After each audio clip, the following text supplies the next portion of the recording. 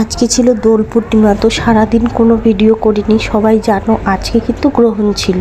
তো যাই হোক, তারপরে দেখো সন্ধ্যাবেলা সব কাজকর্ম করে স্নান টান করে দোকানে গিয়েছিলাম ঠাকুরের জন্য সুজি আর দুধ আনতে, কারণ গ্রহণের জিনিস তো ইউজ করা যাবে না, তাই জন্য দুধ আনতে দোকানে গেছিলাম। তারপরে দেখো সন্ধ্যাবেলা আমি কিন্তু একটু সুজির হালুয়া করে নিচ্ছি, বেশি কিছু করলাম না, খালি ঠাকুরকে একটু ভোগ দিব। আর সকালবেলা কোনো সমস্যার জন্য করা হয়নি। যাই হোক, বিকেলবেলা করলাম। তারপরে দেখো আমি কিন্তু এখানে ভোগটা রেডি করে দিয়ে ঠাকুরকে পুজো পাঠ করছি, আর আমার মেয়ে কিন্তু ওই কড়াইটা নিয়ে নাড়াচাড়া করছে।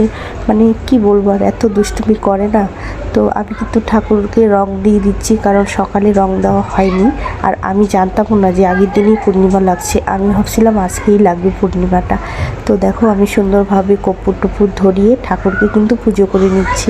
আর কি বলো তো, ঠাকুরকে ভোগ রান্না করে দেওয়াতে আমি কিন্তু খুবই মন থেকে খুশি হলাম, আর খুব ভালো লাগে। তো যাই হোক, এখন মাঝে মাঝেই চেষ্টা করব ঠাকুরকে ভোগ রান্না করে দেওয়ার। আর এই যে দেখো কত দুষ্টুমি করছে। তো আমার পূজাও কিন্তু সম্পূর্ণ হয়ে গেছে। আর চলো তাহলে ব্লগটা আজকে এখানেই শেষ করছি। ভয়েস ওভার কিছু দিলাম না, কারণ কার্টুনের জন্য কার্টুন চালু ছিল, তো কার্টুনের জন্য কিন্তু শোনা যাচ্ছিল না কিছু। তো চলো বাই। আমার মেয়েও কিন্তু বাই করে দিচ্ছে। আর সবাই জানিও ব্লগটা কেমন।